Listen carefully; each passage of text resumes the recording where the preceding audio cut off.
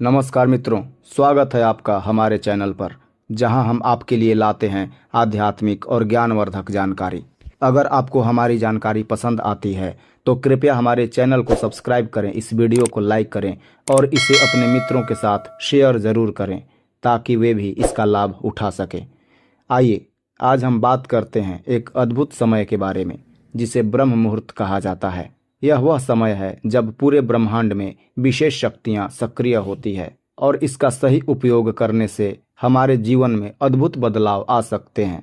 ब्रह्म मुहूर्त और इसकी महत्ता।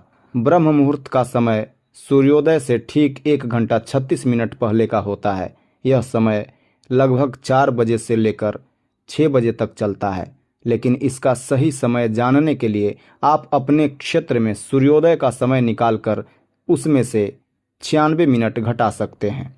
उदाहरण के लिए, अगर सूर्योदय का समय 6 बजे है तो ब्रह्म मुहूर्त का आरंभ 4:24 पर होगा।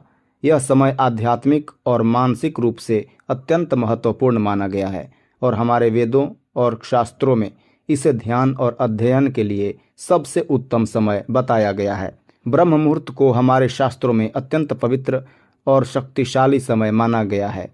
इस समय पूरे ब्रह्मांड में सकारात्मक ऊर्जा का प्रवाह होता है, जिसे कॉस्मिक एनर्जी भी कहा जाता है।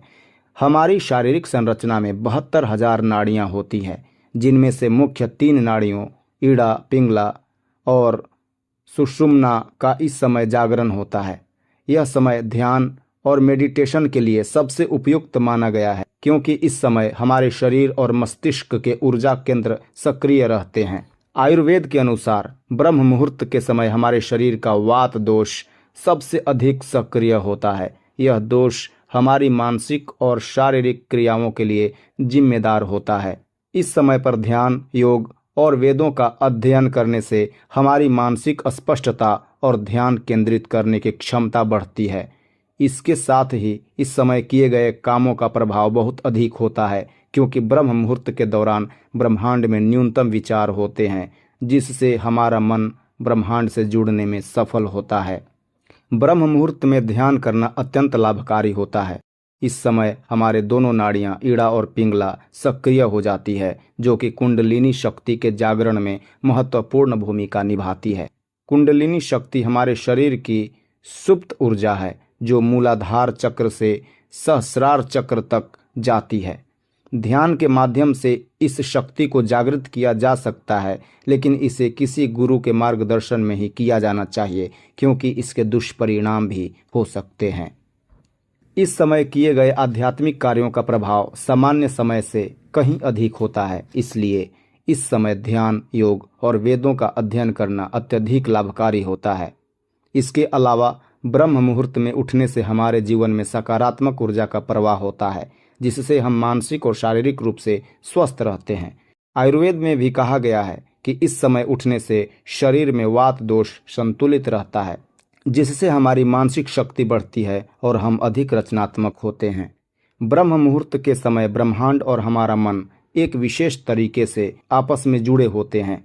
अगर आप इस समय में अपने विचारों को स्पष्ट करते हैं और उन्हें ब्रह्मांड तक पहुंचाते हैं, तो वे विचार वास्तविकता में बदलने में कम समय लेते हैं। यह समय विचारों को शक्ति देने और उन्हें वास्तविकता में बदलने का सर्वोत्तम समय है। इसलिए ब्रह्म मुहूर्त में सकारात्मक और रचनात्मक सोच पर ध्यान देना अत्यधिक महत्वपूर्ण होता है। इस समय का उपयोग ध्यान, प्रार्थना और सकारात्मक विचारों को विकसित करने में किया जा सकता है। इसके अलावा आप इस समय अपने दिन की योजना बना सकते हैं और अपने लक्ष्यों को स्पष्ट कर सकते हैं। ध्यान रखें कि ब्रह्म मुहूर्त में नकारात्मक विचारों से दूर रहना चाहिए, क्योंकि इस समय किए गए विचार बहुत जल्दी प्रभावी होते हैं। इस समय मेडिटेशन और ध्यान के अलावा आप इन्फॉर्मेशंस और विजुअलाइजेशन जैसी तकनीकों का भी उपयोग कर सकते हैं, जो आपको अपने जीवन में सकारात्मक परिवर्तन लाने में मदद करेंगी। इस समय ब्रह्मांड में सबसे अधिक सकारात्मक ऊर्जा होती है, जिसे हम अपने ध्यान और साधना के माध्यम से ग्रहण कर सकते हैं। यह ऊर्जा हमारी मानसिक और शारीरिक स्वास्थ्य के लिए अत्यंत लाभकारी होती है। ब्रह्म मुहूर्त में किए गए कार्यों का प्रभाव पूरे दिन हमारे जीवन में देखने को मिलता है।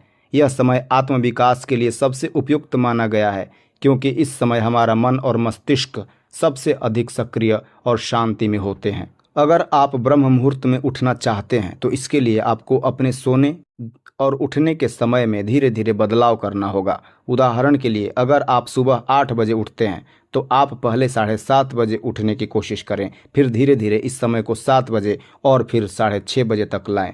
इससे आपके शरीर और मस्तिष्क को इस समय के अनुकूल होने का समय मिलेगा।